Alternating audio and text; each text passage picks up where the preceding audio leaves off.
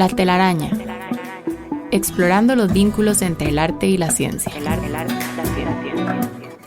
Científicos y artistas destacados construyen a partir de sus diferencias una telaraña de ideas y pensamientos y nos demuestran que al final todo está entrelazado. Déjate atrapar por esta telaraña, conducida por Jürgen Ureña, producida por Emma Tristán. La telaraña, por Amplify Radio 95.5.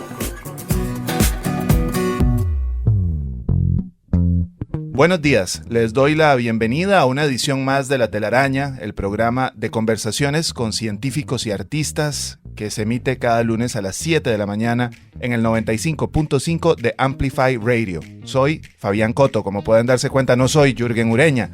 Hoy en este episodio vamos a dedicar a conversar sobre manglares, Y cuando hablamos de manglares, hablamos de un ecosistema costero único, realmente único, un ecosistema que está compuesto por árboles y arbustos llamados mangles, que poseen una asombrosa capacidad para sobrevivir en condiciones que matarían a la mayoría de plantas. ¿Y a qué nos referimos con esto último? Nada más y nada menos que a suelos inundados, poco oxígeno y una altísima salinidad. Los manglares se ubican en las zonas intermareales de regiones tropicales y subtropicales y de alguna manera constituyen un puente entre la tierra y el mar, o sea, son una suerte de territorio liminal, algo que está en la frontera. Justamente para conversar sobre manglares, sobre sus determinaciones culturales y estéticas, sobre sus características como territorios complejos, tenemos hoy el gusto en esta telaraña de contar con el escritor Daniel Quirós, un araño reincidente. Estuvo al inicio de estos programas en un programa con Gabriela Chavarría que se llama Policías y Genes, o Genes y Policías más bien, y con la geógrafa Adriana Baltodano, que también es una araña reincidente. Ha estado conversando sobre cartografías, sobre navegar también.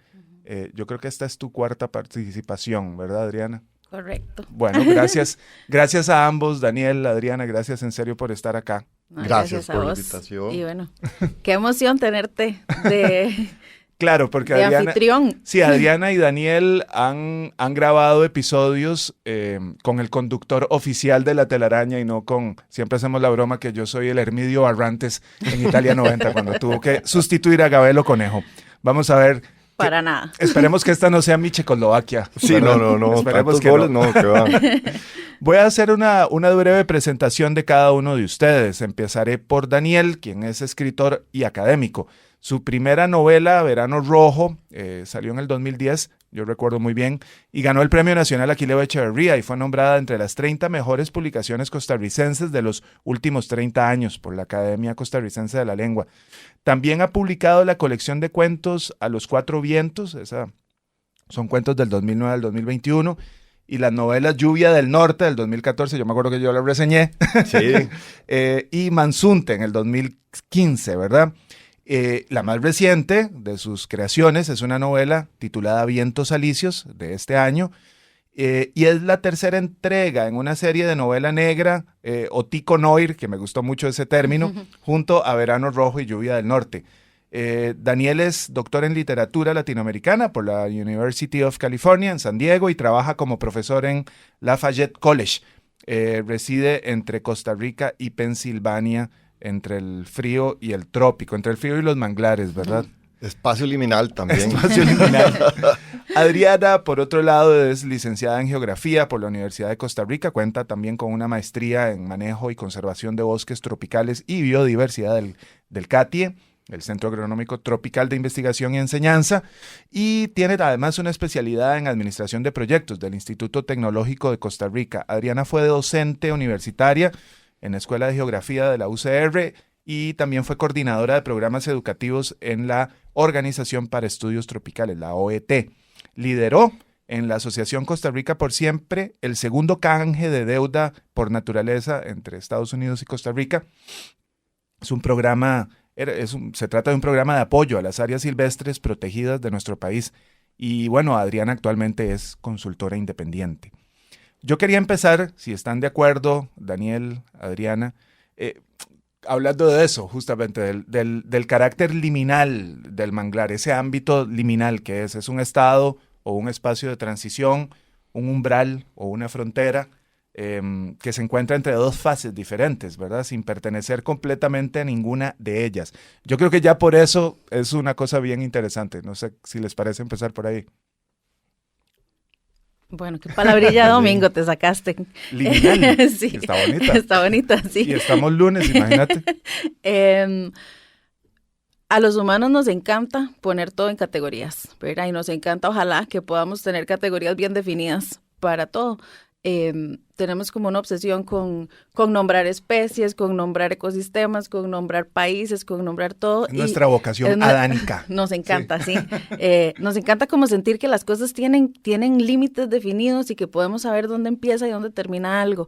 Y bueno, justamente en la telaraña pasada en la que participé, que hablábamos de los territorios inventados, hablábamos un poco de las fronteras, ¿verdad? Y de las fronteras como estos espacios donde no sos de aquí, no sos de allá, y pasa un poco con los manglares, ¿verdad? Los manglares no son tierra, no son mar.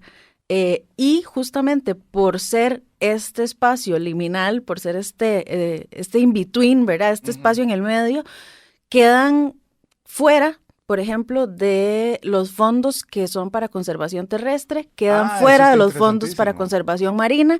Entonces tenemos desafíos enormes para la conservación de los manglares porque justamente, ¿verdad? Es como dónde los colocamos, cómo hacemos para que podamos tener estas áreas grises en los fondos de conservación, porque si no tenemos fondos específicos para manglares, cuesta mucho, ¿verdad?, que podamos destinar fondos de conservación terrestre para manglares o al revés. Qué loco eso.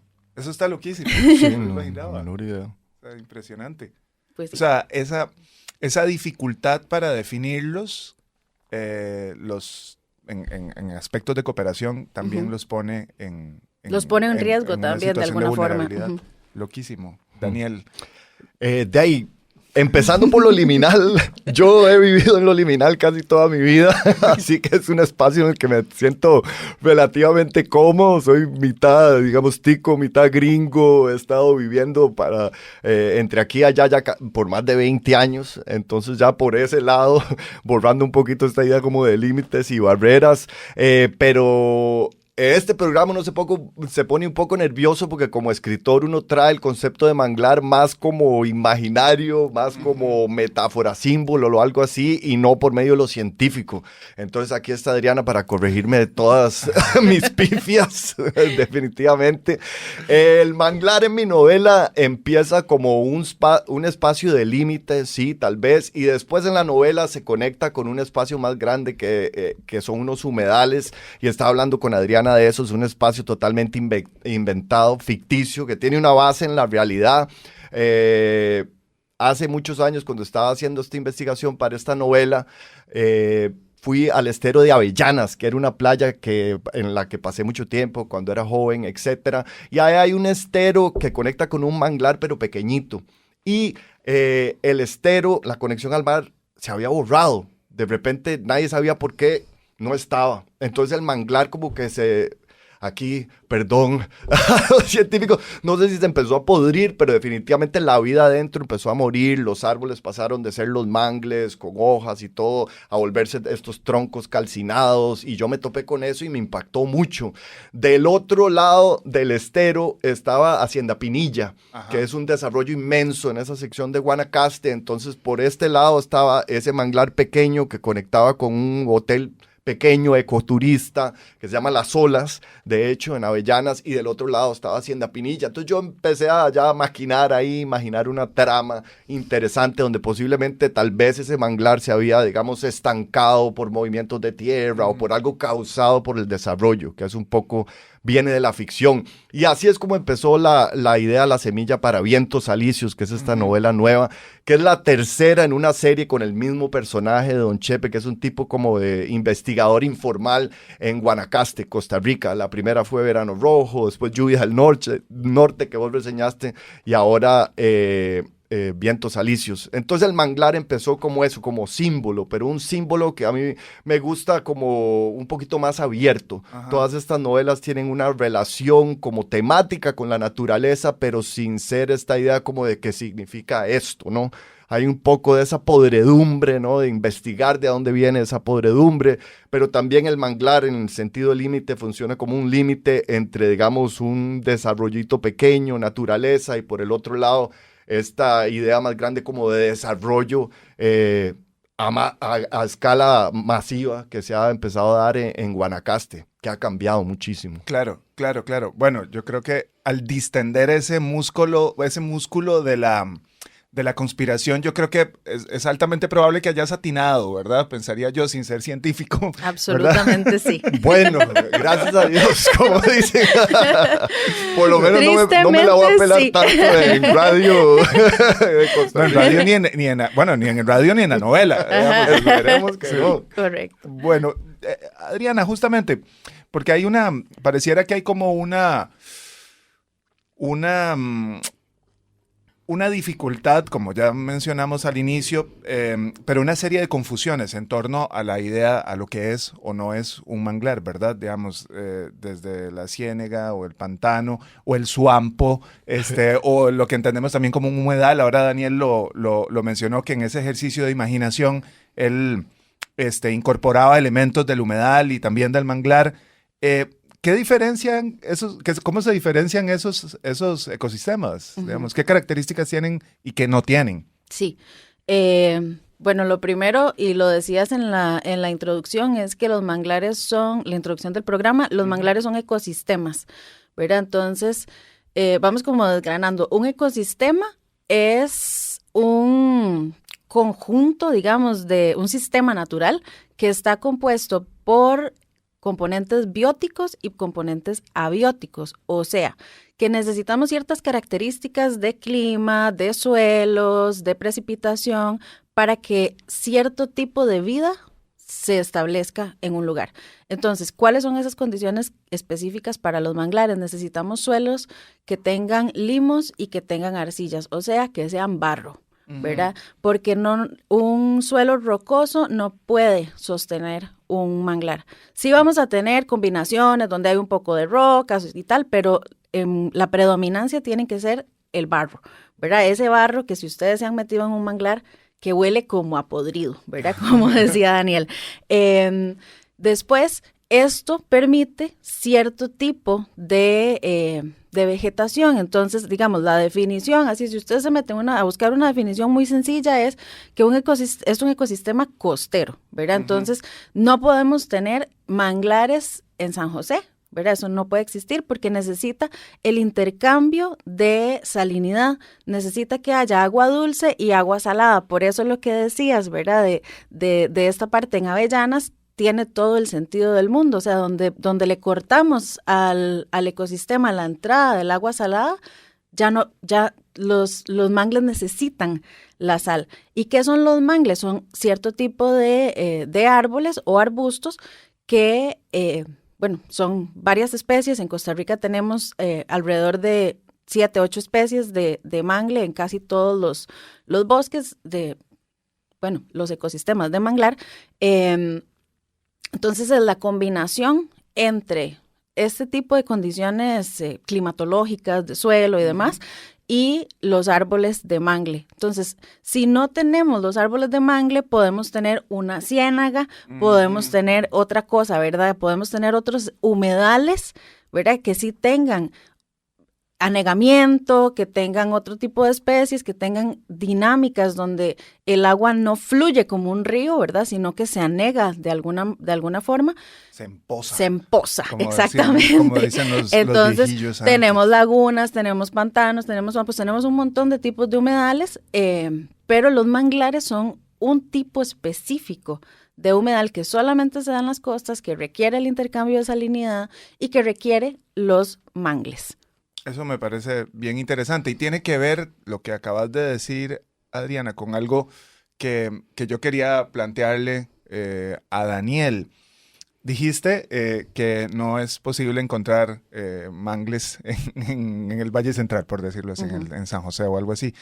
Es vacilón porque hay una resistencia histórica, hubo una resistencia histórica en nuestra tradición literaria, digamos, a imaginar o a situar tramas en ciertos entornos específicos. Vamos a ver, las costas, históricamente, digamos, la tradición narrativa de la generación de los 40, lo que podríamos entender como los clásicos costarricenses, en ellos las costas siempre eran ámbito de lo ominoso, lo trágico, la bananera, donde uno lo picaba una terciopelo, una picacaballo o te agarraba paludismo, ¿no? ¿Verdad? Hay una excepción en esto, que es la novela Manglar de Joaquín Gutiérrez, pero a mí me hace gracia que sos, Daniel, de la generación nuestra, uno de los pocos, si no el único, que ha desarrollado buena parte de las tramas de sus novelas en Guanacaste. Eso a mí me parece revelador. Digamos, hablemos un poco de eso, digamos, ese salirse del Valle Central. Sí, es un gran tema ese, principalmente porque sí, o sea, de cierta manera, tal vez inconsciente y un poco consciente, siempre me ha parecido que la literatura de Costa Rica sí ha estado como muy ensimismada en el Valle Central, ¿no? Y eso tiene su razón de ser, obviamente por las realidades que viven muchos de los autores, y está bien, pero a mí siempre me interesó como volcar la mirada hacia otros espacios, porque yo creo que una de las tendencias, como vos decís, es esta cuestión como de civilización y barbarie, ¿verdad? Sí, antes estos claro, lugares que me representaban, sí, esto salvaje, etcétera. Pero también es como esta otra cuestión como por medio de Carlos Cortés, lo que en Costa Rica no pasa nada del Big Bang. Bueno, sí, no pasa nada en el Valle Central, afuera del Valle Central como que menos. Pero digamos, en este momento histórico, contexto histórico costarricense, yo pienso que algunos de los lugares más interesantes al nivel económico, cultural, social, son espacios como Guanacaste. Guanacaste hace 30 años era un lugar basado más en la ganadería, en la agricultura, en este imaginario que tal vez aparece en la literatura costarricense, el sabanero, este tipo de cosas. Hernán Elizondo, por ejemplo, Memorias de un pobre diablo. Exacto. Es sí. Pero digamos, uno va al Guanacaste que yo vi crecer un poco cuando yo iba a acampar a Avellanas con mis amigos, íbamos a surfear y ahí no había nada y de repente hay hoteles y de repente hay un desarrollo gigante con condominios como Hacienda Pinilla, donde las casas, cada casa ahí vale más de $1 millón o cerca de millones de dólares, de 500,000 para arriba. Mira, ¿verdad? Hemos mencionado 2 veces Hacienda Pinilla, vamos a tener que pedirles que nos patrocinen.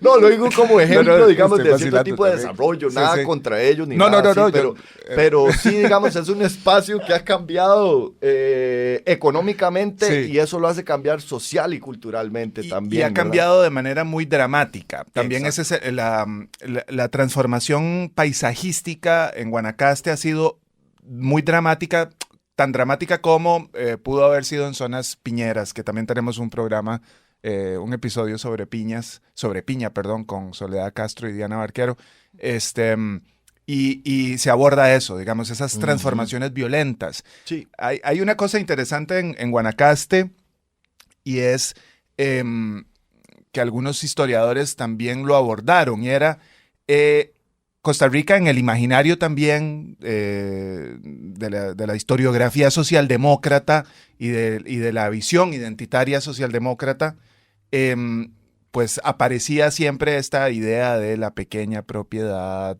los pequeños labriegos, pequeños cafetaleros que aportaban, qué sé yo, la socialdemocracia rural de la que hablaba Carlos Monge Alfaro. Pero Guanacaste fue el único espacio, el único ámbito donde había un marcado latifundio, digamos, asociado a las extensiones ganaderas y tal. Eso quizás favoreció que también el desarrollo actual del que estabas hablando, Daniel, y el que Adriana también puntualizó, el desarrollo turístico actual haya adquirido esas proporciones enormes, a diferencia, por ejemplo, como de Puerto Viejo o algunas otras zonas del Caribe Sur, que era una pequeña propiedad, no sé. Creo que eso nos da para otra telaraña. Da para otra telaraña y entonces me hicieron cara de mejor cortemos acá y vamos a hacer es una conjetura y es que es vacilón hacer esas conjeturas como la que hiciste vos, Daniel, de ahí te llevó, según dijo Adriana, a una conclusión correcta respecto a la desaparición de ese manglar. No, y puede ser que tenga algo que ver, porque las grandes expansiones de tierra, las propiedades grandes, claro. Siempre hay un sentimiento, inclusive de, no quiero volver a nombrar, pero la idea de la hacienda, o sea, es una cuestión muy diferente, ¿verdad? Que ahora toma como más la forma de turismo, etc. Exacto. Bueno, imagínense que estamos un lunes en las mañanas, a las 7:00 de la mañana, y de ahí nos pusimos casi como marxistas, ¿verdad? Que ahorita nos mandan la censura. Vamos a hacer un corte, amigos, amigas, para que no nos manden la censura. Y ya seguimos conversando en esta telaraña sobre manglares con el escritor Daniel Quirós y la geógrafa Adriana Baltodano. Ya volvemos. Vínculo y tejido, arte, ciencia, trampa. Los hilos que conectan la vida de nuestros invitados construyen la telaraña. En Amplify Radio 95.5. La telaraña en Amplify Radio 95.5.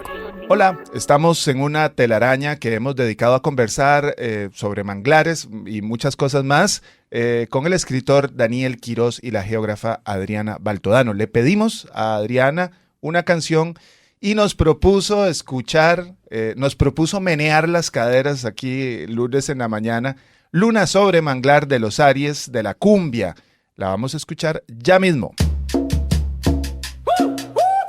¡Magia en el agua!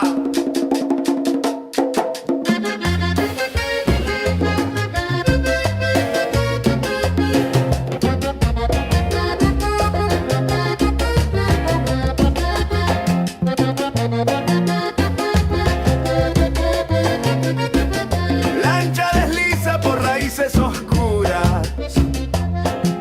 Garzas levantan vuelo entre alturas.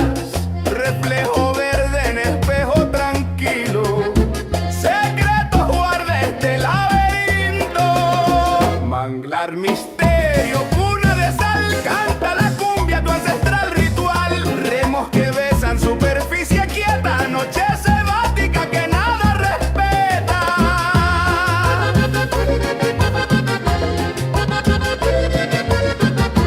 Pescador lanza su red cantando. Estrellas bailan sobre el mangle. Caimán observa desde la orilla. Mientras la luna su brillo destila. Silencio roto por tambor lejano. El río es fiesta, no hay pantano. Silencio roto por tambor lejano. El río es fiesta, no hay pantano.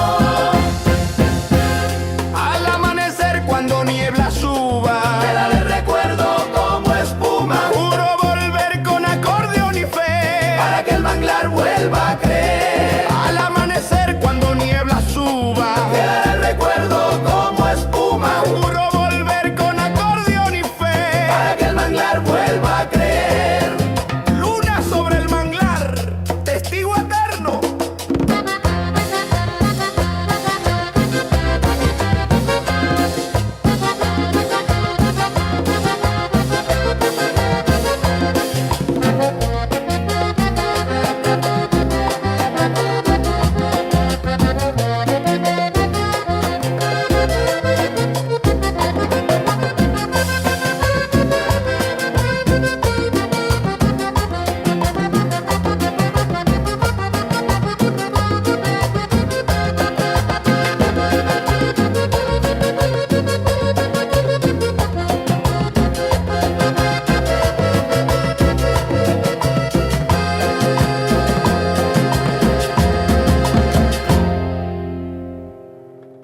Acabamos de escuchar Luna sobre el manglar de los Aries de la cumbia. Contanos, Adriana, por qué nos pusiste a menear las caderas un lunes en la mañana. Primero, ¿por qué no? Bueno, creo que hay varias razones. Digamos, la cumbia como los manglares, es algo, ¿verdad?, que se da en muchísimos países. Los manglares, también lo decías al inicio, son ecosistemas tropicales y subtropicales, ¿verdad?, que se encuentran pues en todo el mundo, y en América se encuentran muy bien representados. Entonces, pues la cumbia nos representa a todos de alguna forma también. Eso me parece muy lindo.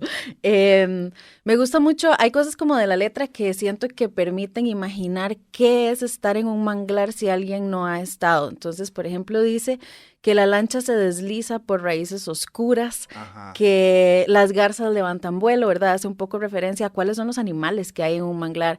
También en algún momento dice que el caimán observa desde la orilla, ¿verdad? Es esta combinación entre animales como muy exóticos, digamos, para alguien que no está acostumbrado a estos ecosistemas. Hay garzas, hay espátulas rosadas, hay aves migratorias. En Costa Rica tenemos un colibrí específico de manglar que solamente habita en Costa Rica, no existe en ningún otro lugar del mundo. ¡Qué maravilla! ¿Verdad? Entonces también son como lugares donde encontrás como tesoros de alguna manera. ¿Qué tipo de floraciones encontrarán, digamos, para que el colibrí esté, ¿verdad? Bueno, sí, hay una serie de floraciones también, ¿verdad? Sí, ¿verdad? O sea, este colibrí es específico de los manglares de Costa Rica. Hay otros colibríes que también se encuentran en los manglares, pero esta especie solamente se encuentra en Costa Rica. Lástima, hubiéramos hablado antes de la novela. Vas a tener que hacerle una secuela. Sí. Sí. También la letra dice que hay una noche selvática que nada respeta, ¿verdad? ¿Ustedes han estado dentro de un manglar? Sí. Sí, yo alguna vez, es una Ajá, experiencia. entonces, si alguien nunca ha estado dentro de un manglar, ¿verdad? ¿Cómo hacemos para describirle lo que yo puedo, digamos, decir? Y yo no soy escritora, ¿verdad? Aquí me perdonan. Es un calor, Ajá. una cosa Sí, terrible, es ¿verdad? hostil, ¿verdad? Es hostil, es este calor, es humedad, porque necesita, ¿verdad? Justamente el intercambio de agua dulce con agua salada, o sea que siempre hay humedad, aunque la marea esté baja. Es un ecosistema intermareal, justamente, ¿verdad? Entonces, no es lo mismo si uno va a un manglar, si te metes en la marea seca, que si te metes en la marea alta. Cuando la marea está seca, puedes caminar más o menos por el manglar. También, si alguien no conoce un manglar, en Costa Rica predomina un manglar que tiene las raíces aéreas, ¿verdad? Entonces, puedes caminar, es como una maraña. Hay otro manglar, ¿verdad?, que tiene unas estructuras que le permiten regular la salinidad, pero eso lo que hace es que cuando estás caminando sentís como que estás caminando un poco sobre espinas. Y, por ejemplo, si te quedas atrapado en el manglar, que a mí ya me ha pasado, si te quedas atrapado en el manglar y te sube la marea, pues tenés que esperarte a que baje, porque si no, no hay cómo salir, porque también, como decía la canción, ¿verdad?, hay caimanes. En Costa Rica predominantemente estarían los cocodrilos, el cocodrilo americano. Entonces, como que aventurarse uno a salir donde no sabes qué es lo que estás pisando, mejor no. ¿Verdad? Entonces, como me gustó esta canción porque siento que te permite entender un poquito cómo se siente estar dentro de un manglar, que es una experiencia que no todas las personas han tenido. Bueno, y que además hay comunidades que lo aprovechan para, digamos, como un entorno para obtener productos primarios, ¿verdad? Absolutamente. Digamos, Moluscos, en Costa Rica se utiliza o se utilizó, porque realmente, digamos, ahora los manglares están protegidos, ¿verdad? Tanto la ley de la zona marítimo terrestre como la ley forestal no permiten el uso, sino que todos los manglares de Costa Rica son propiedad del Estado. Entonces, las únicas actividades que se permiten son el ecoturismo, capacitación e investigación. ¿Qué pasa? Que en el pasado hubo, ¿verdad?, actividades extractivas. Por ejemplo, yo conversaba con mi abuelo para ver si se me había escapado algo, ¿verdad? Y él me contaba... El abuelo de mi abuelo, Adriana es sí, guanacasteco. Es guanacasteco. y él me contaba que de la cáscara, ¿verdad?, o sea, de la corteza del mangle rojo, del Rhizophora mangle, sacaban, él le llamaba una tinta, ¿verdad?, buscando, vi que lo que sacaban es ácido tánico, que lo usaban para curtir cueros, para curtir albardas, es lo que él me decía, ¿verdad? Entonces, esto es un uso que está bastante documentado. no solamente en Costa Rica, sino en los mangles del mundo. Y también la madera del mangle se utilizaba para hacer carbón. Entonces, ¿verdad? Había un uso extractivo, había un uso también de pianguas, de chuchecas, Sí, los de todos los moluscos. Entonces, ¿verdad? O sea, sí hay usos documentados de extracción. Ya no se puede hacer. Esto no significa que no se siga haciendo, ¿verdad? Sabemos muy bien que hay una distancia entre lo que se puede y lo que se debe o lo que se hace. Pero sí, o sea, los usos, las comunidades se han apropiado históricamente de los manglares, ¿verdad? Eso es interesantísimo. Y todavía hay, casos Sí. de esos. No hace mucho, hace unos años visité Islita, que es como una isla manglar al lado de Punta Arenas con un amigo que estaba interesado como en tal vez hacer un proyecto creativo ahí. Y es una comunidad que se formó de nada más una persona que fue ahí, hizo su casita, después otra, ahora hay una escuela, finalmente creo que el Puerto Centro les estaba ya trayendo agua potable, etcétera, pero son comunidades que se han fundado sobre manglares, que pescan, que buscan moluscos, todas esas cosas y que seguramente lo liminal entre legal e ilegal debe ser muy interesante también. Hay una liminalidad ahí jurídica. Sí. Y entremos ahora. Pero hay ¿qué un pasa? respeto, perdón, también hay un respeto, o sea, de parte de las autoridades por los usos tradicionales y se ha tratado de llegar como a acuerdos, ¿verdad? Porque hay asociaciones de pescadores, hay, ¿verdad? Comunidades que han hecho esto toda la vida, entonces se han hecho también acuerdos. Hace algunos años se hicieron estudios de cuáles son los tamaños mínimos que deben tener la almeja verde, que es una de las especies que se extrae en el Golfo de Nicoya, para no poner en riesgo sus poblaciones, ¿verdad? Entonces, se hicieron, bueno, bastantes estudios y se determinó, bueno, el tamaño mínimo es este. Entonces, si la gente está sacando más almejas de la cuenta, ellos mismos se van a quedar, ¿verdad?, sin el recurso. Entonces, se establecieron, ¿verdad?, bueno, algunos mecanismos de control y ya está en funcionamiento la primera fase de un pago por servicios ambientales marino, que está apoyando a asociaciones de pescadores en el Golfo de Nicoya para justamente ayudar a que como hacer un tipo de veda, digamos, de algunas de estas especies como la almeja, como las pianguas, para que cuando no se puedan extraer, estas personas pues tengan un reconocimiento monetario que les ayude a sostenerse. Eso está bien interesante, súper interesante. Yo, ahora hablando de eso, el carácter liminal jurídico del que hablaba Daniel, y también de la naturaleza del manglar, del mangle, quiero decir, esa asombrosa capacidad de filtrar la sal del agua a través de sus raíces o excretarla por sus hojas, lo que le permite vivir donde otros árboles, como dijimos al inicio, morirían, pero así, al toque, como se dice.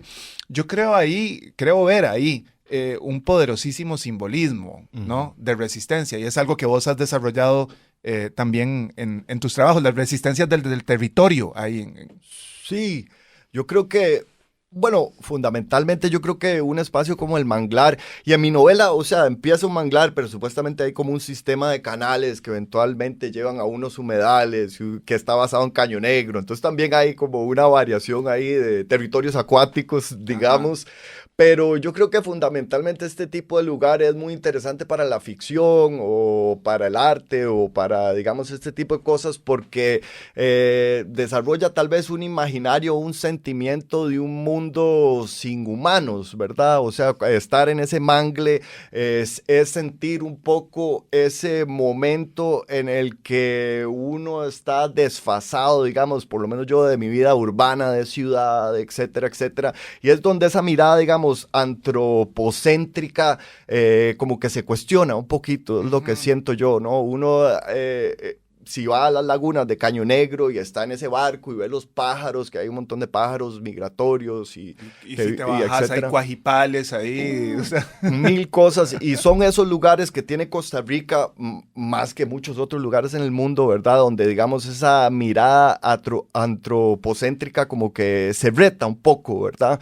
Y yo creo que eso habla un poco de esa idea de resistencia, en el sentido que es esa naturaleza que ha resistido ahí mucho más de lo que nosotros hemos estado en este planeta. Entonces yo creo que también tiene una cuestión ahí, no sé cómo decirle, ontológica, existencialista más grande, de que esos espacios yo creo que le resaltan a uno que uno no es tan importante como uno cree, no solo como persona, como ser, pero como especie inclusive, ¿verdad? Que estos mangles con sus raíces y todas estas cosas han estado ahí mucho más que uno, y seguramente estarán ahí mucho más que uno también. Sí, yo no sé, yo tal vez difiero con el tema de la resistencia, porque siento que lo que los manglares hacen no es resistir, es adaptarse. Ellos, ¿verdad? Lo que, o sea, no es que están ahí como con su pechera puesta, ¿verdad? Haciéndole frente a la sal, sino que lo que hacen es una estrategia para ver, bueno, lo que hay es sal, ¿cómo nos adaptamos? ¿Verdad? Entonces, por ejemplo, el Avicenia, que es el mangle negro, tiene una estrategia donde si la sal es extrema, se hace enano, ¿verdad? Se va haciendo pequeñito. ¿Verdad? El mangle tiene la capacidad de excretar sal por las hojas, sí, porque si no, es demasiada la sal para sobrevivir. Entonces, creo que más bien tiene que ver con un tema el estoicismo del manglar. Sí. De adaptarse, y qué lindo también rescatando lo que decía Daniel, de que Costa Rica, ¿verdad? Tiene como esta capacidad de decir, bueno, nuestros ecosistemas son importantes, hablando un poco también de que no somos el centro del planeta los humanos, y sin la naturaleza nos vamos a morir. También se han hecho, ¿verdad?, estrategias a nivel internacional. Se firmó la Convención Ramsar en los 70s, en Costa Rica se ratifica en los 90s, y todos los humedales son por ley y por convenio internacional protegidos tanto por el Estado como por convenios internacionales. Nosotros tenemos 12 humedales Ramsar, es decir, que son de importancia internacional, y al menos 4 de ellos son o contienen manglares, ¿verdad? Entonces, los manglares son importantes en la conservación, y adaptarnos a que tenemos que ver cómo convivimos con los manglares. O sea, nosotros somos también parte de esa adaptación, y de ver cómo hacemos para que todos seamos parte. Entonces, como que, no sé, la resistencia no me suena tanto, sino más como adaptación. Bueno, está bien, ya salí regañado, muy bien. Para nada. Vamos a hacer un corte, Daniel y Adriana, y amigos, amigas que nos escuchan allá en su carro, en las presas, en la casa. No sé, en el manglar. En el manglar, quizás, ojalá. Eso sería maravilloso también. Ya volvemos en esta telaraña donde hemos conversado sobre manglares y montones de cosas más. La telaraña en Amplify Radio. La telaraña. Científicos, artistas, humanos, descubriendo lo que nos separa, lo que nos une. La telaraña en Amplify Radio 95.5. Hola, seguimos enredados en una telaraña que hemos dedicado a conversar sobre manglares y muchas cosas más, como ya dijimos. Estamos con el escritor Daniel Quiroz y la geógrafa Adriana Baltodano. Hace un ratito Adriana nos puso a bailar cumbia acá en la cabina de Amplify Radio. Nos puso Luna sobre el manglar de los Aries de la cumbia. Y Daniel ahora nos manda a otro extremo rítmico, melódico y también espacial, ¿verdad? Nos manda a escuchar Born on the Bayou de Creedence. Escuchemos.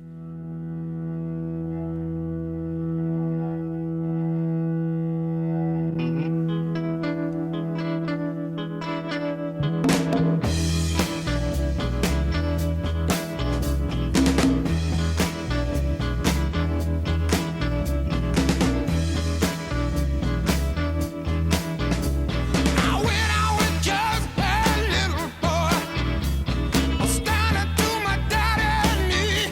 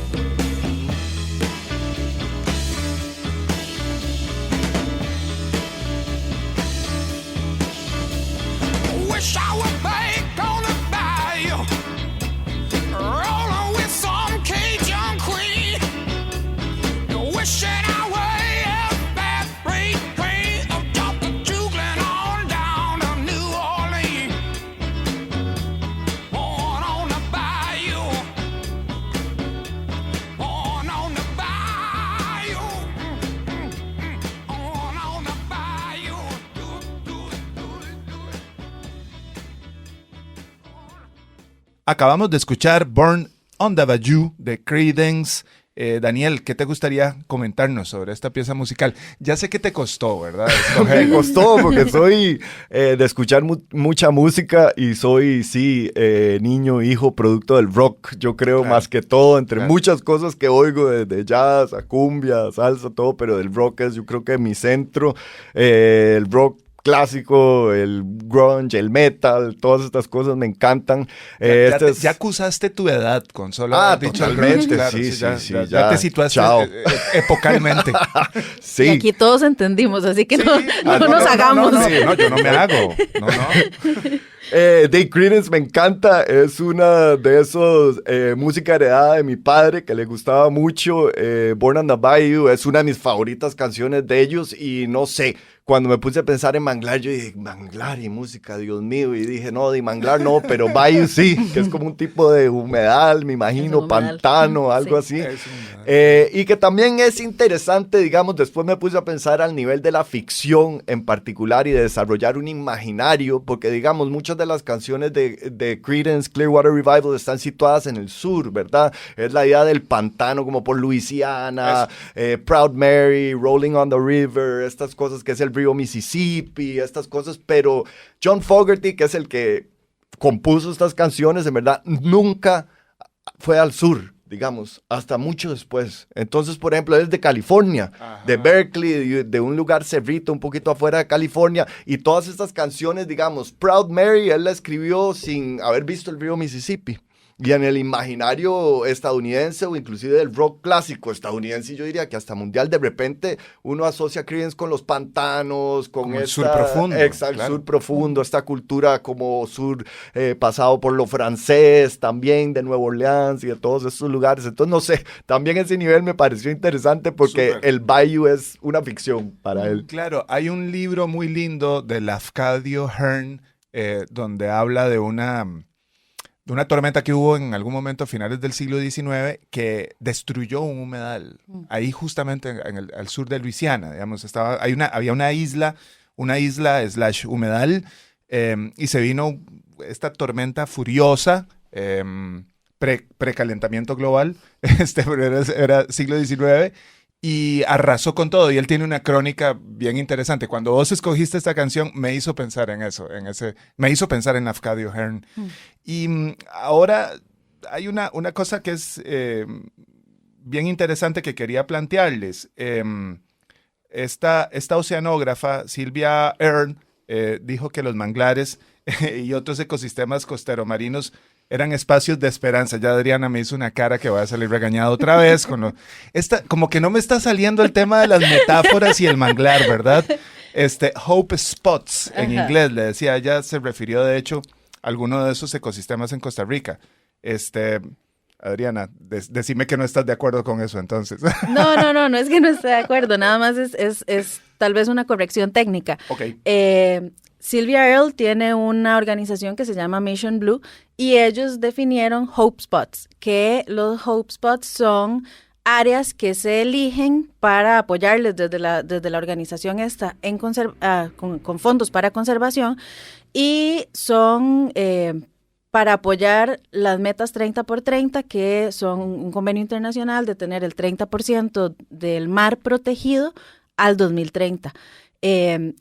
Los manglares como tal, no es que ella los denomina Hope Spot, de hecho no denomina ningún ecosistema como un Hope Spot, sino que hay criterios para aplicar y Costa Rica tiene varios Hope Spots, pero son de ecosistemas marinos. No hay ningún manglar específico. No es costero marino. Ajá. Puede ser costero marino, pero en este caso nosotros no tenemos ningún lugar definido como un Hope Spot. Sí, es lindo, ¿verdad? Como la metáfora, la asociación de tener esperanza, ¿verdad? En la conservación, y definitivamente los manglares pueden ser un espacio de esperanza, o sea, tenemos la esperanza alimentada porque son espacios protegidos, son espacios que además son importantísimos, tanto para la reproducción y para la cría, son como las guarderías, ¿verdad? Claro. De todas nuestras especies comerciales de pesca. Estamos hablando de pargos, de corvina, de róbalo, de todas las especies que son importantes. Son la guardería, sí, aunque eso a mí me parece como una imagen lindísima. Sí. Entonces, o sea, es como esta combinación, ¿verdad? De que tenemos esta esperanza, estamos tratando de protegerlos, de buscar financiamiento para... Hay muchísimos proyectos que se están desarrollando para hacer cálculos, para ver cómo se establecen mecanismos financieros para ayudar a las poblaciones que están ahí. También hay proyectos de recuperación de los manglares, de restauración, de ver cómo se hace para restablecer flujos, ¿verdad? Donde se han interrumpido, por ejemplo, en el Parque Nacional Marino Las Baulas, había una carretera ahí por Playa Grande, entonces se cortaron, o sea, se cortó el acceso en varios puntos de la carretera para que el manglar pueda, para que el mar pueda volver a entrar y pueda restablecerse, que es un poco, ¿verdad?, lo que decías que había pasado en Avellana, justo para que no pase eso más. Solo que al revés, ahora sí el Estado está interviniendo, ¿verdad?, para ayudar. Son espacios que son muy vulnerables, entonces es esta combinación, ¿verdad?, entre esa esperanza que tenemos, pero a la vez son espacios que cualquier cosita, digamos, de alguna forma los puede lastimar. Lo que más los lastima es la sedimentación, que es un poco también lo que mencionabas, ¿verdad? Cuando se construyen... como río arriba, digamos, cuando hay construcciones, cuando hay deforestación, cuando los cauces de los ríos ya no están protegidos, sino que, ¿verdad?, toda esa sedimentación se viene arrastrando, y pues todo eso empieza como a depositarse donde están los manglares y empieza a subir el nivel como de la tierra, entre comillas, y significa cambios en la dinámica. Entonces, la agricultura, la acuicultura, ¿verdad? O sea, tienen muchísimas presiones por todo lado, pero a la vez son como este espacio único y mágico. Uh-huh. Sí, por eso yo quería bueno, antes de que Adriana me regañara, no, a mí me parecía interesante eso, la relación entre vulnerabilidad y también y una extraordinaria, algo que es poderoso y vulnerable al mismo tiempo, digamos, y que en ese sentido tiene esa relación con un ámbito de la esperanza, ¿no? El manglar sí como esperanza no sé, es que también, digamos, por ejemplo, en mi función, digamos, como escritor que toma, digamos, estos espacios del medio ambiente, si yo los necesito filtrar por otra cosa, yo creo, ¿verdad? Volverlos imagen, volverlos metáfora, volverlos simbólico.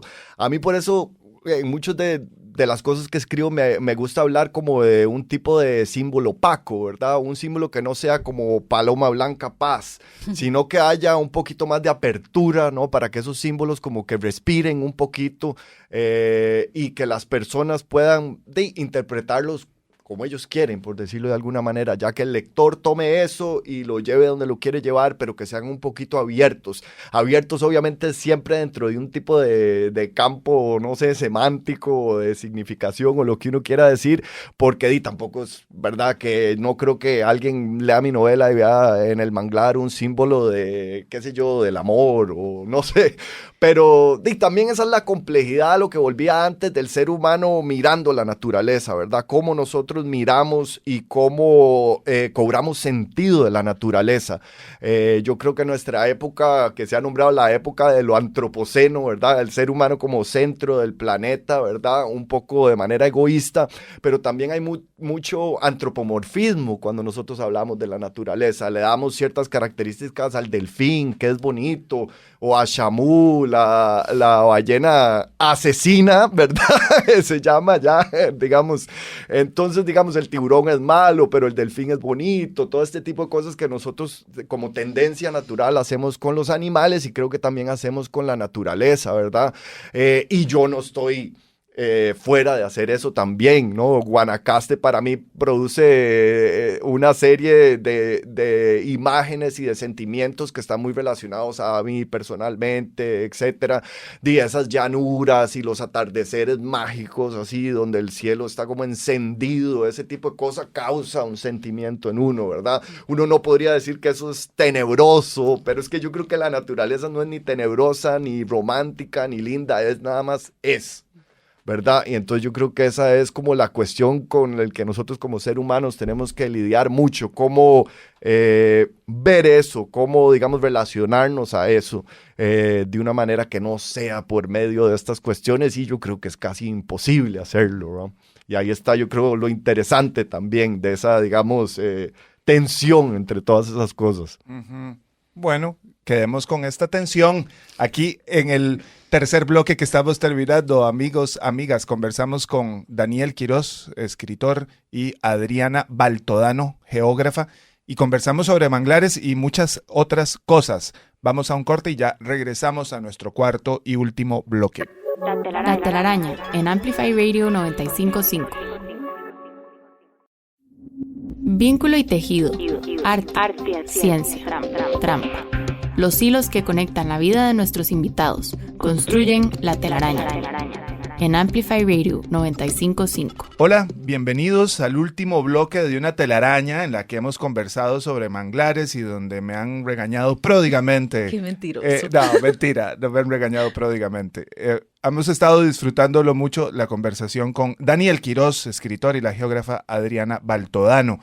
Como es habitual, vamos a presentar nuestro invitado ausente. En este caso es el escritor costarricense Joaquín Gutiérrez Mangel, quien vivió entre 1918 y el año 2000.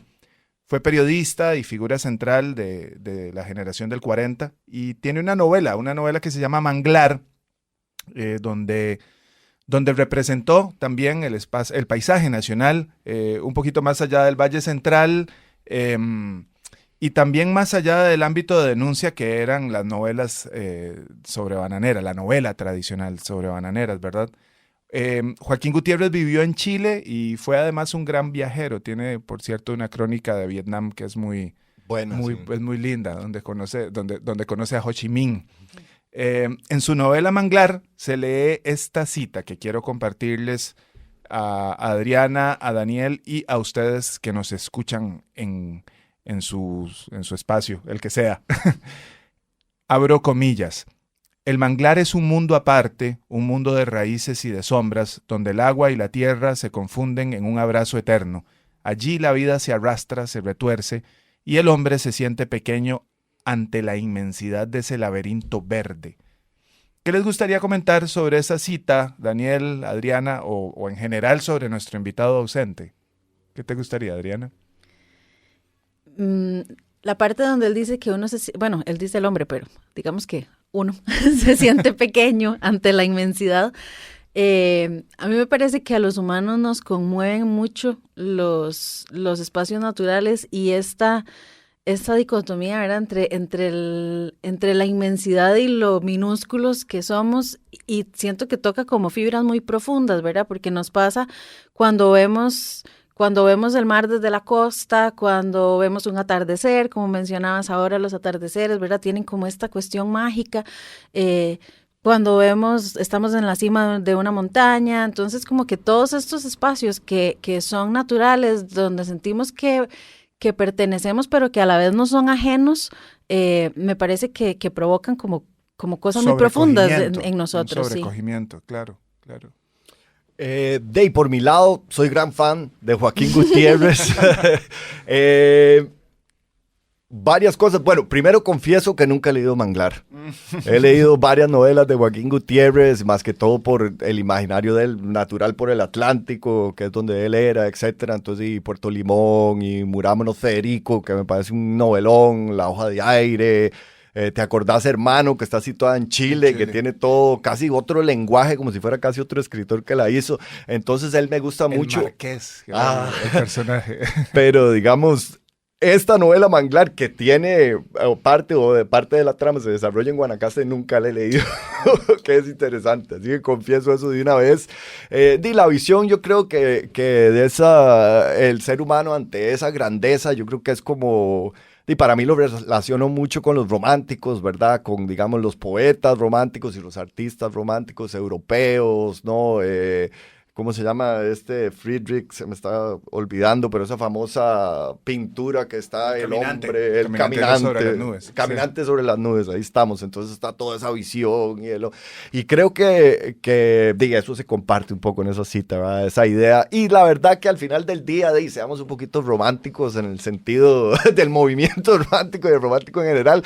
Sí, yo creo que hay algo así, hay un tipo de autorreflexión que pasa, ¿no? En esos momentos donde algunas de las cosas que había hablado antes, que para no repetirme, pero sí, yo creo que hay algo del mundo natural que nos devuelve una cierta imagen de nosotros mismos y nos la cambia, aunque sea por un poquito, aunque sea por un ratito, o a veces de maneras más importantes, más grandes. Claro. Cuentan que Aldous Huxley alguna vez estaba en Borneo y andaban en una especie de tour, si cabe el término, y que se salió del trillo por unos instantes, por unos minutos. No fue gran cosa.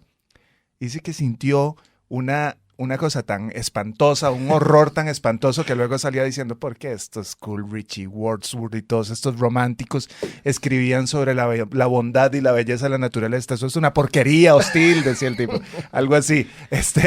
Lo pensé ahora que decía También Daniel. pienso ahora que decís eso, digamos, esto de que uno se siente pequeño en la inmensidad del manglar, por 2 segundos, porque después te comen los bichos, ¿verdad? Porque los zancudos en el manglar son una cosa impresionante. Entonces, también, ¿verdad? Es como, sí, puede ser por una fracción de segundo, claro, que nos dure y si no el efecto. Nos convertimos en Aldous Huxley todos en un manglar. Sí, pero al final uno está romantizando ese mundo, ese espacio, sí. Ahora yo quería proponerles que escucháramos un fragmento de un tema musical de la cantante colombiana Nidia Góngora. Se titula En los manglares. Escuchémosla a ver qué les parece.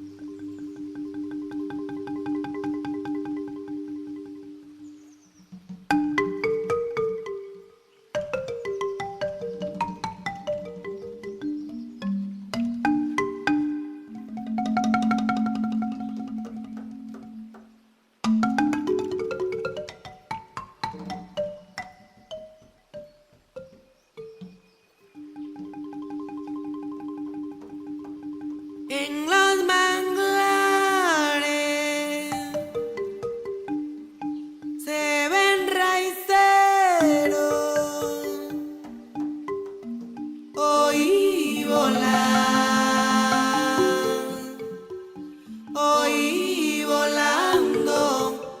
en los manglares. En los manglares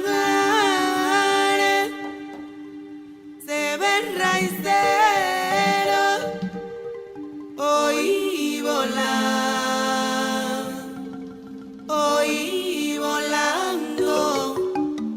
en los manglares. Respóndele, universo, respóndele.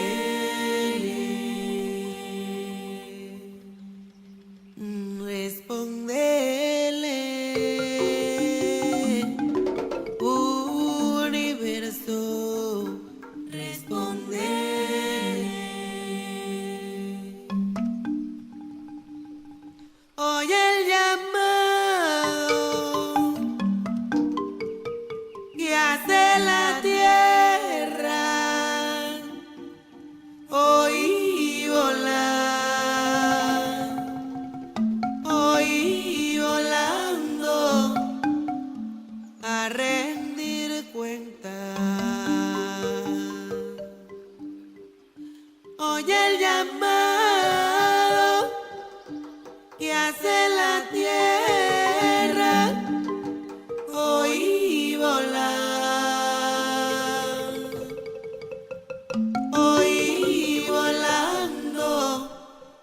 a rendir cuenta. Esta tierra no se toca más. Respóndele,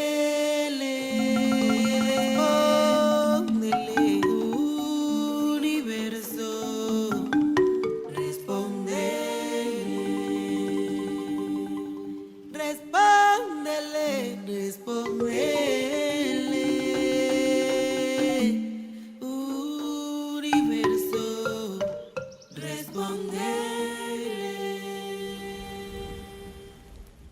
Acabamos de escuchar un fragmento de una composición de la cantante colombiana Nidia Góngora que se llama En los Manglares. ¿Qué les gustaría comentar sobre esta música, Daniel, Adriana? Bueno, en la descripción del video en YouTube, ella menciona que está inspirada en los ritos funerarios en Colombia. Y me hizo pensar en los primeros cementerios que se han encontrado en Costa Rica, que justamente han sido en un manglar. Entonces, en el Golfo de Nicoya se encontraron restos que datan de el 500 antes de Cristo, ¿verdad? Entonces estamos hablando de hace 2500 años y bueno, lo que dice el Museo Nacional es que lo que hacían era dejar que el cuerpo se descompusiera.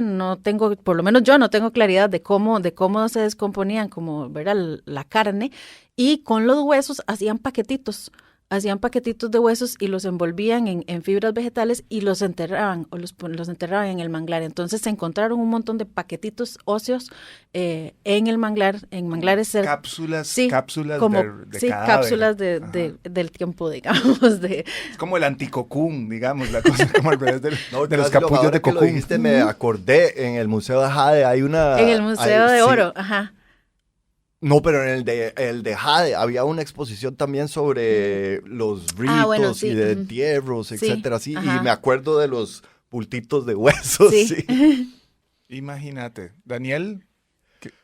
Digo, bella, ¿no? O sea, melancólica, lánguida, me pareció como muy, en mi mente, muy cinemática, no sé por qué, me vi como a la deriva. ¿Cuál es el cuento de Quiroga que se llama así, algo así, a la deriva, ¿no? ¿cuál? Que va en el Tipo, bote, sí, me acordé. Después de que lo picó una culebra. Exactamente, Sí. y que se va a morir, sí, que es un cuentazo. Y que bueno, hay toda una vibra en la naturaleza también, pero sí, no sé, como flotando en un río.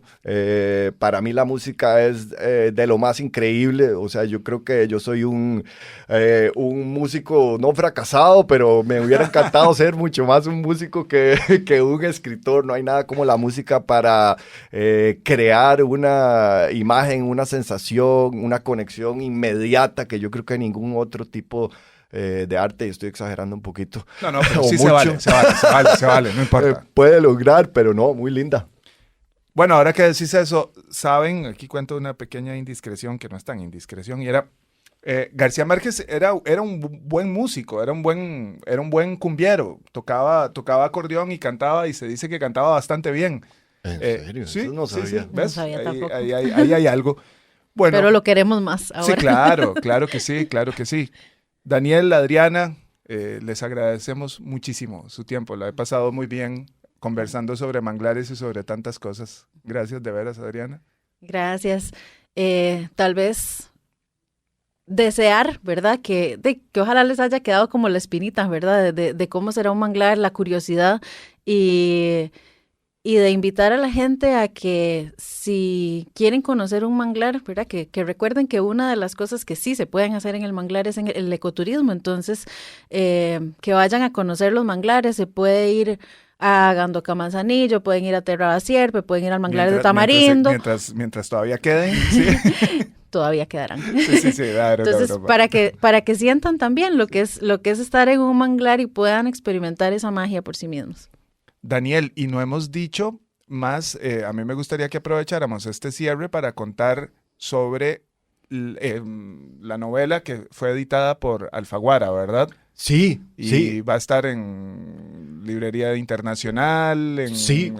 seguramente en las librerías independientes de acá también. Sí, ojalá, más bien, sí, pura vida. Primero, muchas gracias por la invitación, lindísimo. Gracias a vos, Fabián, a Jürgen, a Adriana y bueno, a Daniel, a mi tocayo aquí, Que está en aquí cabina. también. Y sí, yo quiero hacer una invitación mucho más egoísta y es invitarlos a la presentación del libro. La novela acaba de salir, sí, con Alfaguara, se llama Vientos Alicios y la presentación va a ser este jueves 26 en el Centro Cultural España a las 6:30 y la novela está disponible en línea como ebook en Kindle y también en la librería internacional.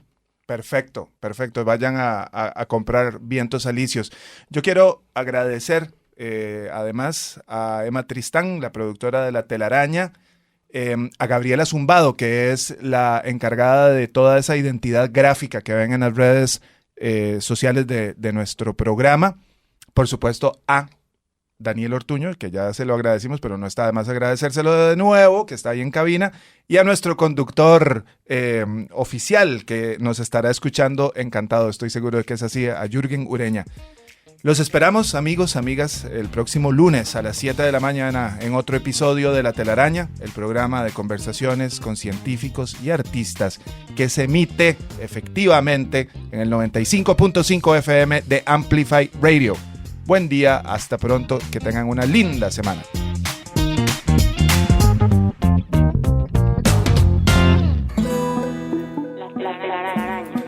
Explorando los vínculos entre el arte y la ciencia. Conducida por Jürgen Ureña, producida por Emma Tristán. Déjate atrapar el próximo lunes a las 7 de la mañana por La Telaraña. Un proyecto de la Fundación Huellas del Cambio en Amplify Radio 95.5.